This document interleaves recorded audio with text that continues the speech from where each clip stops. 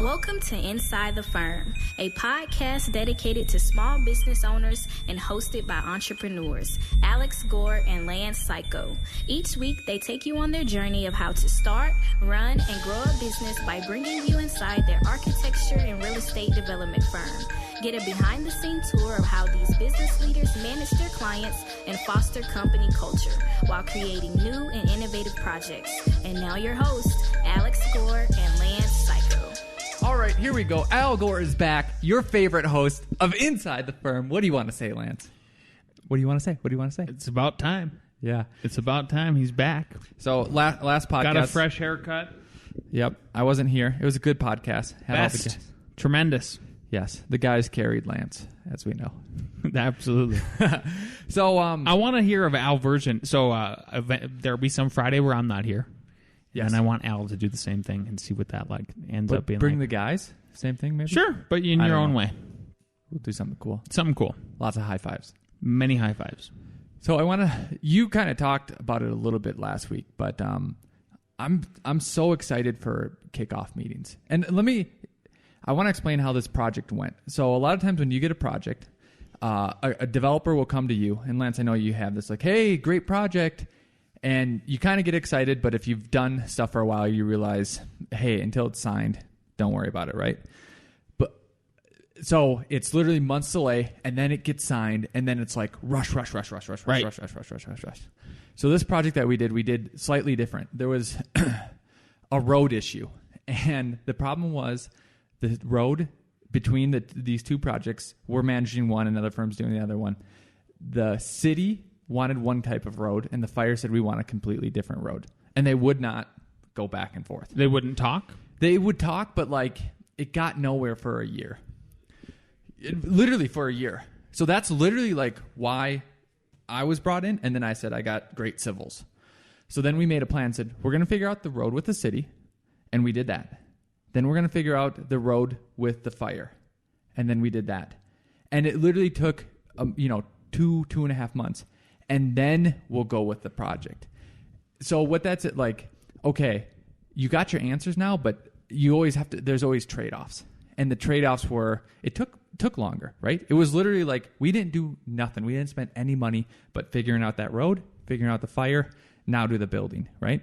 So it was also the developer's idea to do it that way, but architects can tell, developers, hey, here's the issue. You can kind of lead because you know how it's going to go. You know what I mean? Lance, you've done these projects. Right. So then after we figured out that, I decided, let's have a kickoff meeting. And I'm sure a lot of people do a kickoff meetings, but I feel like this wasn't happening before. And that's before what? Before I got involved. Okay. With this, because there was another big project, and everything, people just weren't communicating and stuff like that. So I got everyone together, showed them the concept, and basically the kickoff meeting was to show them the concept and then say, the only thing I want you guys to do is to review basically the building and then the codes. So landscape, what are your codes? Structure, look at the heights and if beams are going to be deep enough and stuff for like that. For what we've provided, yep. And then give a response. And I need to follow up with some of them because I didn't do it in my timeline. So I'm going to write that down. There you go. Write that down, Mr. Gore. Follow up. Okay. And it went great. I'll tell you, you want to know who responded the most clearly and quickly? I do. Do you want to guess? Out of all the consultants? Yeah. The landscape. You good? No. Interior designers. What? Yeah, they nailed it. 12 points on time on the day. Wow. Yeah. Are these our go-to? Or these are our girls. Oh, nice. Let me shout out, and I'll just say who it is. It's AI Studio. Let me see if I can find their website real quick. Because they're great, and if anybody's looking in Denver for people, AI Studio. I don't know. I can't find them, but they're great. So it's Michelle Pierbolt and Stephanie Holmes.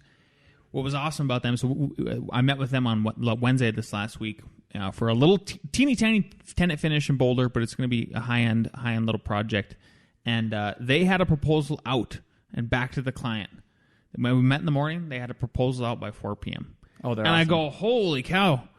you guys are, and I said, like, that's amazing, ladies. Hashtag impressed. This was in a text message to them, and they're like, well, we learned from the best. I'm like, aw. But yeah, it just goes to show, how quickly, how fast I think, people appreciate you moving and stuff like that. And yep. It's also funny, like, giving people the gut check. So I had this happen with a couple clients who were in this.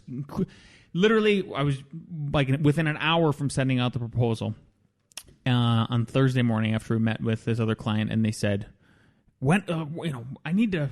How's the proposal coming? Oh, I'm just looking at it and stuff." As soon as you give it to them, then it's silence. I love that. I just love like this rush up to it. Hey, here's a number. Cricket. Nah. And honestly, it happens with us too, especially with this like development. And can I see some numbers? And then no. Yeah.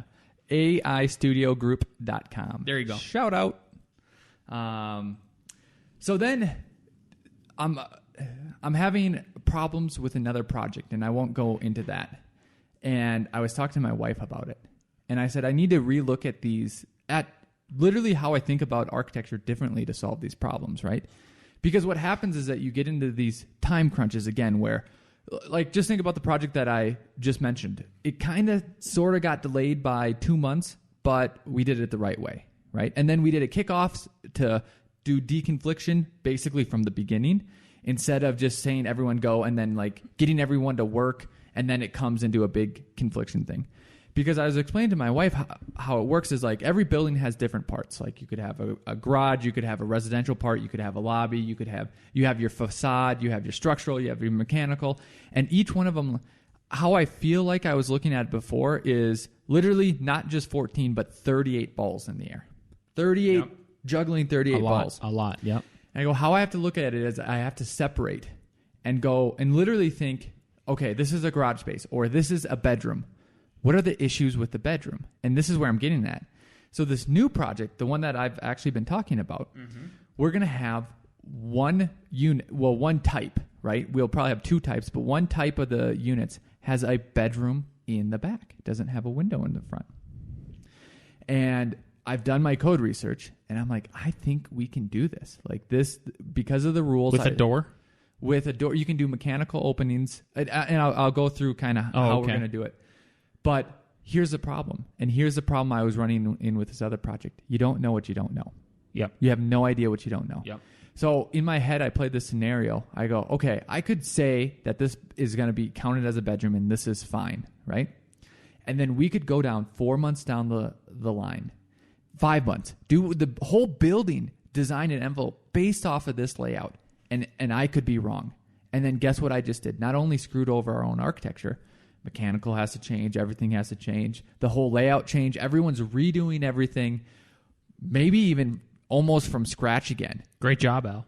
You know, how terrible that would be. Terrible. So what I did is like, no, okay, I need to solve this bedroom. I can't think about the million different issues. Anything else is one thing because it's such a hinge point. Yep. So I go, I'm going to call Colorado Code Consultants. Shout out to them.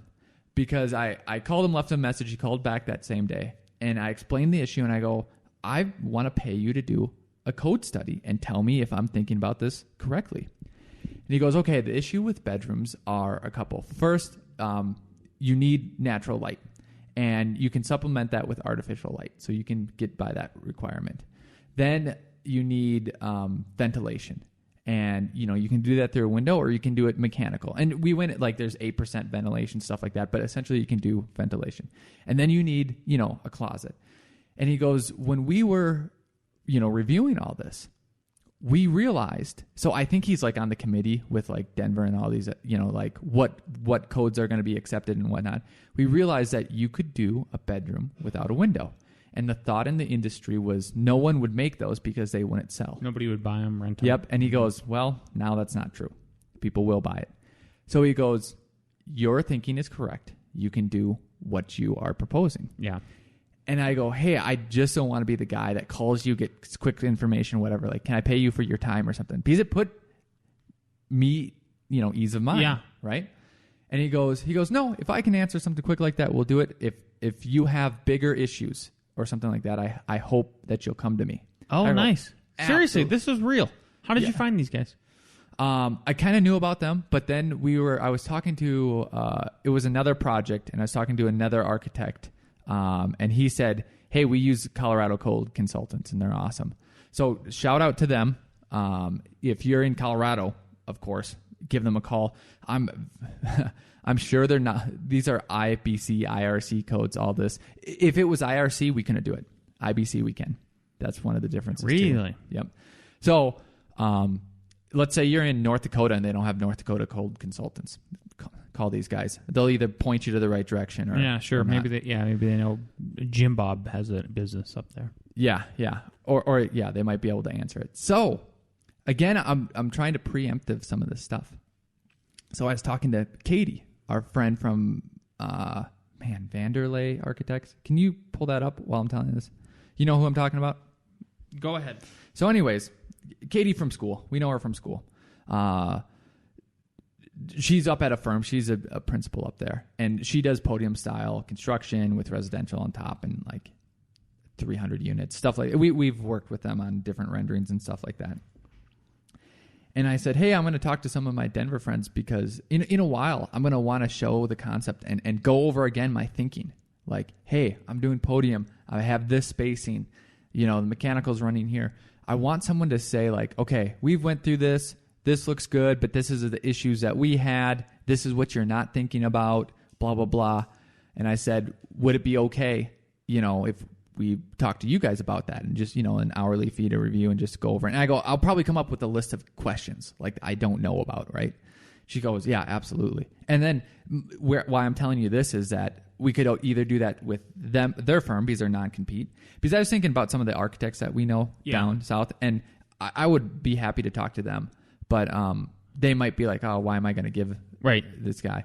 And then my second thought after, like, man, maybe we go sit down with Colorado Code Consultants too. Yeah. And, just say, hey, what are the issues that, you see or, stuff like that. So, but I do like doing Katie too because, they're in construction. So she's like, I'm dealing with phone calls all the time. So maybe it's like, man, we get phone calls about this all the time. Make sure you detail that or, I don't even know. Something like that. Mm-hmm. So. There you go. Give them a shout. What's their website, Al? What? Oh, I thought you were looking up. No. I'm not talking about. So I couldn't find Katie. I'm sorry. I was talking about the Colorado Code Consultant people. Well, can you look that up while I'm looking up Katie? Sure. I thought you would just know that. Yeah. Colorado Code Consultants. That's a thing, huh? Yep. Consultants. Colorado Code Consulting. Are you sure that's what it is? Could be that too. That's 303. Yeah, there's Vanderwall Architects. Oh, okay. They're the other ones. They're in South Dakota, so if you're in South Dakota, North Dakota region, they do projects all over. I'm sure they're a little bit more expansive than that too, but they do great work. We've seen their stuff. Coolio. That's all I got, Lance. Yeah. I'm out of here. Peace out. That was it. That's the podcast. Just kidding. So I've got a little, just a little tiny Lance story. And so I was watching city council meetings because that's what I do now on Tuesday night. I at least always watch the comment period, right? So they start their city council meeting. They say the Pledge of Allegiance. They kind of outline the agenda a little bit, and then it's public comment to be heard. And sometimes it's two people talking. Sometimes it's 50, 60, just like hours of people going up there for 3 minutes at a clip, right? So one of the things that's been coming up in our town lately there's been some opposition to how they're funding the local airport, and there's a subsidy that goes into funding the airport, and the cities and a lot of people who are advocates for the airport say like, yeah, we need this because of like emergencies and stuff, which is valid because there was in 2013 we had a major flood here, so people did need to be like airlifted in and out. FEMA got called to the there's legitimacy to needing a local airport to get emergency helicopters and planes and stuff like that in and out for supplies. Who knows? Like if there's ever a major natural disaster, right? Who's paying for this? City? The city subsidizes it. Okay. Yep. So then there's a lot of people, a lot of NIMBY folks that are tired, that have bought a house in. I quote: one guy bought a house, went up there, spoke, and he was all complaining. So he buys a house in this neighborhood and then complains and says he's a victim of the planes going over his house. So there's all sorts of people, right? So I'm listening and being entertained by the whole thing and working at the same time. It's late. It's like 7 p.m. Does it ever hit them, and I'm sure the city council knows this, but like So the airport was there. You chose to buy a house. I hope there's. Does that ever come up? I hope there's. Well, I don't know. Meaning like in their brain. No. I don't know how much the city council can tolerate, but like a lot. Here's a question: like, did you buy the house knowing there was an airport? Yeah, sure. Yes. Okay. What? Yeah. What? Same thing with the railroad tracks. Anyway, so there's been a lot of opposition in the last couple of weeks. There's in the last 3 or 4 meetings that I've watched, it's been more people complaining about the airport, literally, and then wanting them to like, why can't this be privately funded? Like, why? And I'm a private sector guy, so I get it. If you can, it's best to be is the least amount you have to deal with the government from a financial standpoint. The more you can stand on your own, right? So like, why wouldn't you want the airport to be financially independent, right? Then they don't have to complain about it. It's still a valuable asset to the community because I do believe it is a valuable asset to the community. And selfishly, I want a plane when I'm 40, so then I can take off from Longmont and escape the apocalypse, stuff like that. But But this last city council meeting, there was a majority of the speakers, as it pertained to the airport, came out in positivity. So, like there was an airport manager that came out. Then there was a gal that came out that said she goes, we've lived in that neighborhood for 38 years, and she goes, it's not a big deal. She goes, we're just not. It's not as crazy as everybody says. It's not as loud as it is. And then there was one guy that got up and he stood out more than anybody. He goes, hey, I'm a local businessman. My business is actually headquartered in Boulder. I can't afford to live there, so I live in Longmont, and I chose to live in Longmont for that reason, and then also so I can be close to the airport. He goes, because I use Longmont Vance Brand Airport to go back and forth between like here and Utah. And he goes, like in Salt Lake City, he's like, I go to Salt Lake because then I do all this consultation to get like products from China and stuff like this. He explained this whole thing. He was like, it's 2 hours. He goes, you don't understand how valuable that is to me, like in my business and getting it, being able to cut time and all this other stuff. Right. And he goes, I'm with you about trying to privatize this thing. And he goes, so me and a group of, he pointed back to the crowd and stuff, and he goes, we're getting together, and we're going to come up with a plan to present to you guys. And I instantly, and I literally texted you, but I think you were sleeping because you didn't text back till the morning. I'd like to sleep. Yep. Because this was later. If I don't go to the meetings, I'm in bed by 9:30. Yeah, totally. Yeah, exactly. So I text you, and I go, did you see that guy about the plane? I'm going to email him right away. I think I flicked off my phone. Totally fair. Yep. So I did. So immediately, this was at, it was, let's see what time I emailed. Looks like I emailed at like 10 at night. So I looked up the guy. I actually had to rewind the video so you can watch our city council meetings on YouTube. I had to rewind the video. And I found out exactly who he was. I had to do a little bit of research and figure out his website. Reached out to him and I sent an email and I said, "Hey, good evening. I'm the owner of F9 Productions Inc. We are Longmont's premier architecture firm. I'm reaching out to get in touch with, whatever his name is. I'm not going to say it. As I just watched him at the Longmont City Council meeting tonight on 10/2/18. I'd like to see if we can be of service and help with the airport proposal. We are great visual artists and would like to help. Please have him get in touch with me if interested for coffee or lunch." Woke up the next day, and there was an email waiting in my inbox for me. And then it said, "Lance, thanks for reaching out to me. We can certainly use your help. I am swamped tomorrow. Would love to speak with you later a week." Boom. So then we emailed back a few times. Yesterday, I was all stoked. I even wrote like 3 paragraphs in the Entre Architect community explaining like this is one of the big things I've learned as a new architect developer. Hey, you can actually, if you pay attention to city council meetings, first of all, you have to if you're going to do land development, and you probably should anyway if you're an architect in one of the leading architects like in your area, because you need to be aware of like any kind of zoning changes that are coming about. If they're trying to do affordability stuff that's going to affect you and your clients and everything like that. But what the beautiful thing is, and why I posted in the Entre Architect community, is I'm like, there you go. This just turned into a lead. Like, what a great place to hear about a lead. When else would you have ever heard about that? And you and I, we'll run at anything. Like, I would love to see if we can land this airport expansion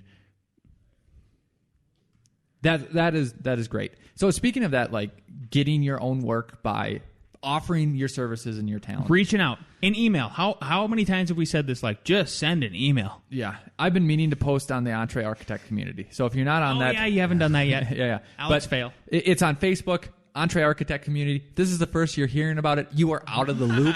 You need to get into the loop. Go and sign up there. But in case I never get around to it, so some of you might know when Amazon was doing all their stuff about picking a second headquarters, we made up a design for Denver, right? Got a bunch of press. It was totally worth it. We actually got projects, townhome projects, not a skyscraper, townhome projects, because now our community knew about us. And they said, oh, yeah, we're looking for an architect. You're obviously an architect. Well, let's meet. We need to do a townhome. Great. That's what we do all the time. But anyways, the USA Today contacted me, and they wanted our information and images in case they chose Denver. And she called me, and we were talking. So our stuff will be used if they choose Denver. But anyways, somehow we got on the subject, and she was like, "Yeah, not every city did this." And it ticked in my head at first, like, "Oh, we can design for other cities, but we do not have time to that." So she gave me a list of cities that she does not have stuff for. And I'm not going to give out her email because it'd probably be crazy. You can email me if you're interested in this. akg@f9productions.com. akg@f9productions.com. If you are interested in designing an Amazon headquarters, just a rendering, for these cities, let me know. Atlanta, Columbus, Indianapolis, Nashville, Pittsburgh, Raleigh. That's the finalist list, right? Well, those are the ones she doesn't have stuff for. She doesn't have an image for. Right, but I'm guessing this is where that list came from. Just so everybody knows, is the Amazon selected they took it down all the way down to 20. Yep. So if you're a listener in one of those cities, Atlanta, Columbus, Indianapolis, Nashville, Pittsburgh, Raleigh, and you're an architect. It literally took me 2 days. It would, but Alex, to his credit, is pretty fast. So if you can dedicate some amount of time to put some kind of presentation together, it could be like the simplest concept plans ever in your city. I would jump on this because what's going to happen is what we think is going to happen, right? Is that USA Today is looking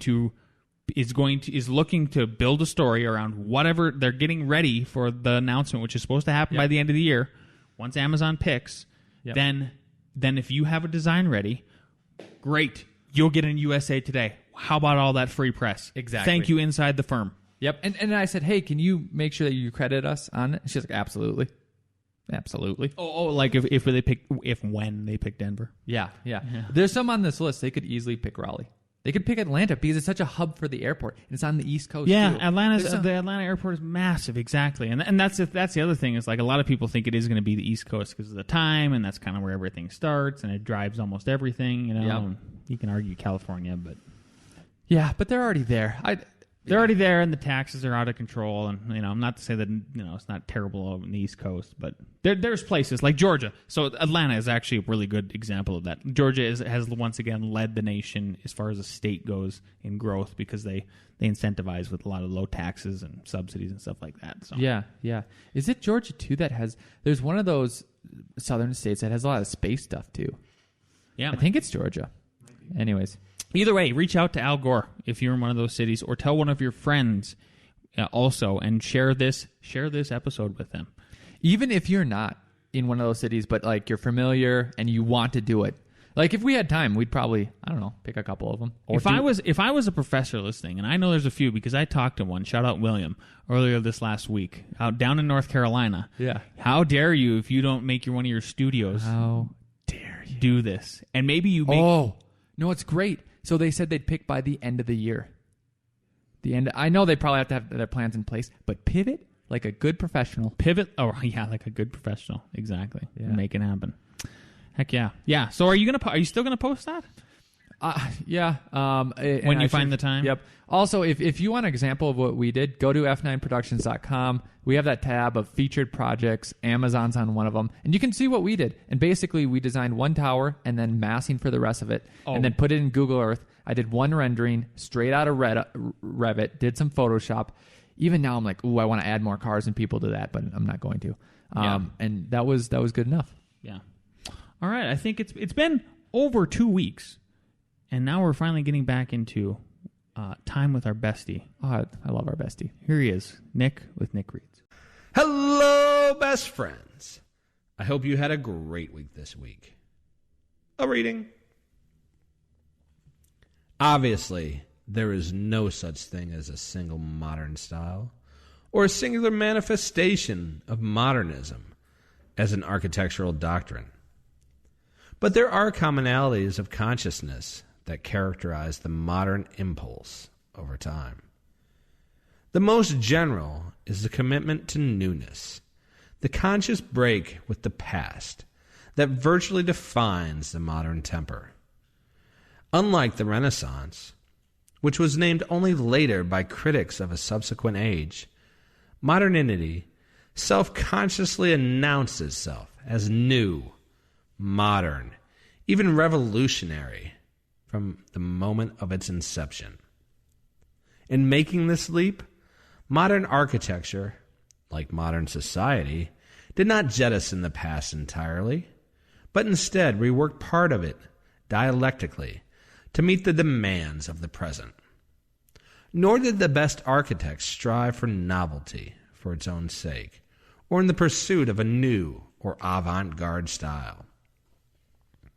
Instead, most were seeking solutions to the problems posed by their time, for which the existing practices no longer seemed adequate. The Modern Impulse by Peter Gluck. A question. Daiquiris or margaritas? Toodles! I gotta answer the most important question first, and that would be strawberry daiquiris.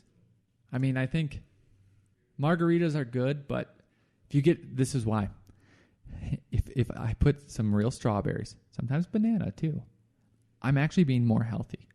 So a strawberry daiquiri, it's kind of like vodka. It's kind of like vodka and Gatorade. Like, does it almost get any healthier as a young man? No, so that's so funny. Because Sorry, tailgating, that's what I would drink is Gatorade and vodka. Oh, so I'm hydrating at the same time? Yeah. During college, and then when Annie and I would go to football games at CSU, we'd do strawberry daiquiris, vodka.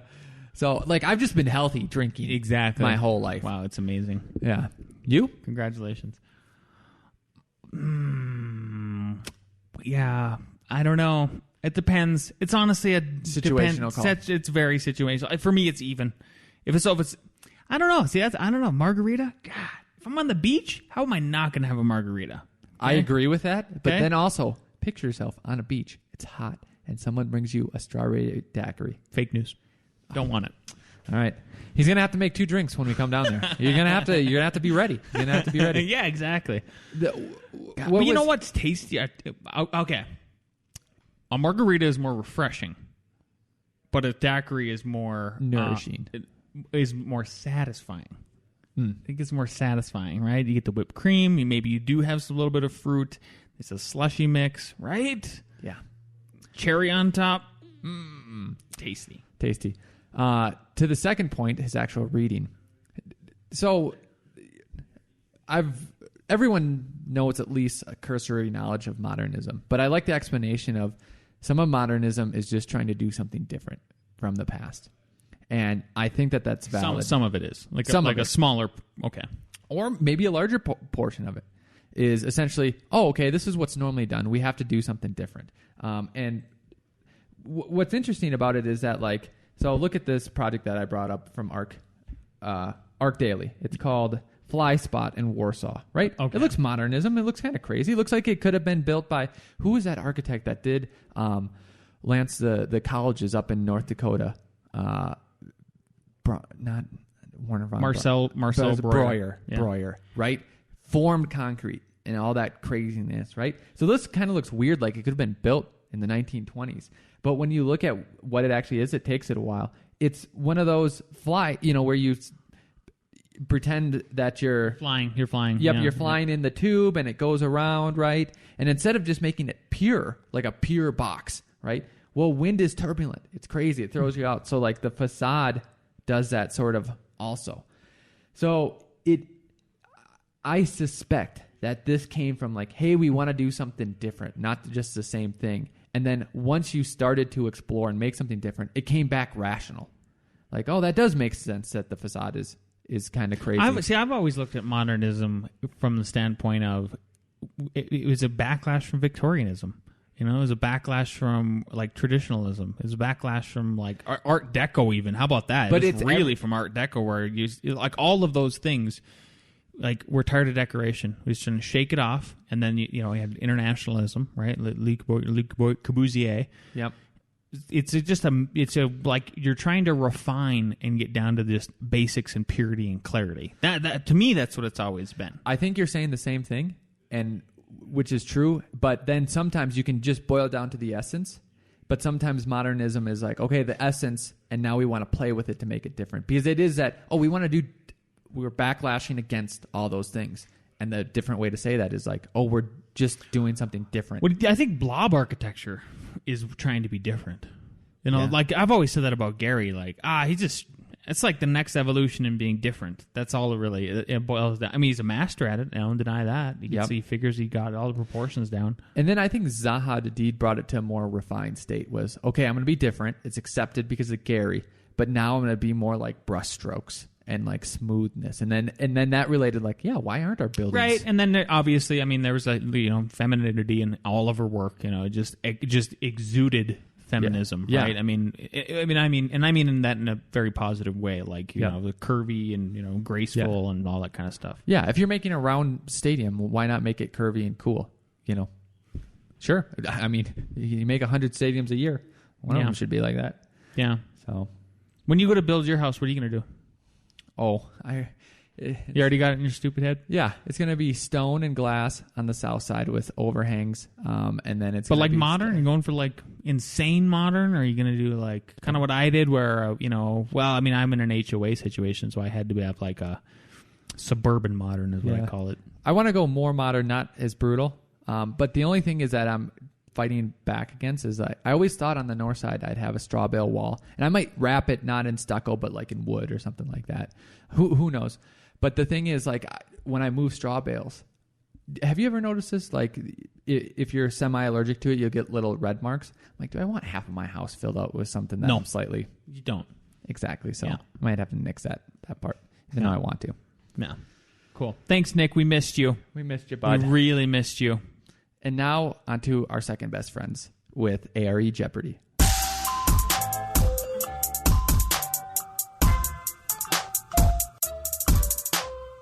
A flitch is A large timber from which veneers are cut.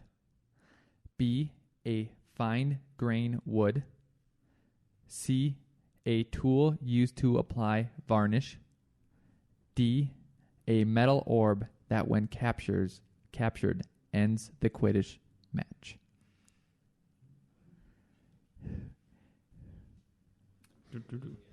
Yep, one more time. A flitch is A large timber from which veneers are cut.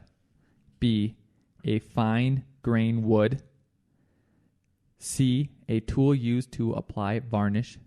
D, a metal orb that when captured ends the Quidditch match. Tough one. Are you sure I didn't write this? I don't know why I feel like I wrote this. Because I stole the way you did things. Oh, you picked a definition and then wrote the answers and made up three other ones. You did put Quidditch.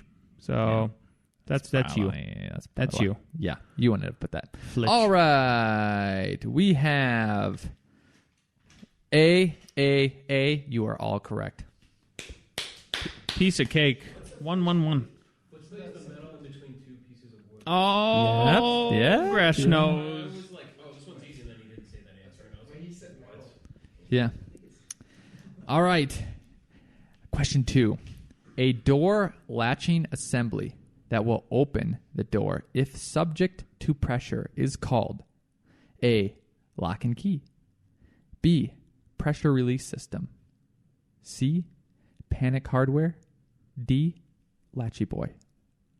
A latchy boy. That's an easy one, right? It's Right? latchy boy. It's clearly got to be latchy boy. Are we Nothing good? C, Nope, you gotta go. This is the new rule. This is the new rule, right? Yeah, I already said one answer, so Yep. you just gotta B, C, B. The answer is C. Panic Hardware. So 2-1-1? So, 2-1-1? yep. 2-1-1. No, 1-2-1. Let's see. You know what I'm saying. 1-2-1. Yeah. 1-2-1. My turn? Your turn. Your turn. Go to question, not 3, but 4. Oh, okay. You were going to leave yours to the last. tiebreaker? Yep. All right. Fair enough. All right. Number 3. An alloy steel generally containing more than 10% chromium, in addition to smaller amounts of other elements, such as nickel and manganese. It is resistant to heat, oxidization, corrosion, and an acid attack. Is it A, mild steel, B, steely boy, C, stainless steel, D, steel composite? And we just now read them once, Al? No. The only reason I stopped it is because I read Jason's answer. So I wasn't going to give him extra that's time. not fair, yeah. One more time, the whole question? Just the answer. A, mild steel, B, steely boy, C, stainless steel, D, steel composite. Okay. I got my guess in. What's your guess? Well, I can't Okay, sorry. All right, ready? C, stainless steel. That is correct. Okay, that's my guess too. Nice. So now it is 3. Now it's 2-2? 2, 3, 2. Okay, here we go. Can Jason hold on to his lead? Pressure. How does he operate 4. under pressure? What is a quick setting gypsum plaster used in areas exposed to moisture known as A, keen cement, B, quick set plaster, C, fastcrete, D, speedcrete? I'll read it again. What is a quick setting gypsum plaster used in areas exposed to moisture known as A, keen cement, B, quick set plaster, C, fastcrete, D, speedcrete?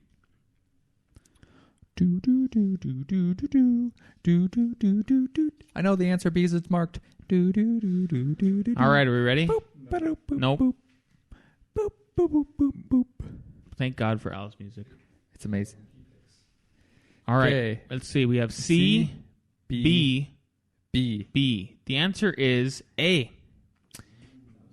So Jason wins. Jason retains his lead. Congratulations. Yeah. Yep. So keen cement. No one gets that, and I don't blame them. Yep. So yeah. Jason, you get to pick the place, and we'll probably leave right after this. So we will be back with the ending credits. All right. Thank you for another listening to another episode of Inside the Firm. If you're interested in learning Revit, we are having an uptick at RevitRocketship.com. Honestly, people, I've been looking at some other people's templates. Residential mainly is for architecture, and what you are going to experience with the lift training and the lift resources, basically its template and how it's set up, is really, really good. If you don't like it, let me know. Guaranteed, get your money back, but you might as well go and give it a try and invest some in yourself, because that's how you'll get a good reward. It's helped us out. It's been our template that we've not only honed through our 8-10 years of doing this, but also through teaching at CU, seeing, what kids trip up on, and then teaching professionals also. So, nothing is perfect, but we feel like this is a system that's well worth its money. And again, if you're like, this is not for me, I didn't learn anything from it, give me a chat. My email's on there and all that, and we will definitely work something out. So no fear there. Never had a problem with that. That's all I got, Mr. Lance. We've had a lot of people joining the Inside the Firm special group. So there's a group. So if you go to Facebook and look up Inside the Firm, there's a page. I would encourage everybody who listens to it just to like it and follow it, so we gain some followership there. But then there's also a little group that we have that's associated with it, where you can. It's a closed group. We have to admit you in. We'll vet you a little bit, obviously. We're looking for other architects or business owners and stuff like that. So join that, and we're going to try to be a little bit more active in there. Ask us questions, and then tell all your friends. Tell all your friends about this podcast, especially if you are a professor. I spoke with one earlier this week, and then there's also students that listen to this. So we would love it if you guys just help us grow this podcast and grow other people's knowledge as well. Al, you were going to say something. I was. Thank you, Lance. We sold 34 books of the Creativity Code last month, which I think is maybe a record. So it's a book about architecture design. If you are into any of those architecture books, you'll like this one too. I don't know if there's a guaranteed return. It's through Amazon. I make $1, so if you don't like it, you wasted $12. That's on you. But it's what we've been hearing. I know this is coming from the guy who wrote it, but think it's very helpful. Reminders of the foundations, and even how we apply fundamental thoughts to creating new ideas too. So I think you'll like that too. Find the Creativity Code on Amazon. Tweet at us, email us, check us out, and we'll see you next week.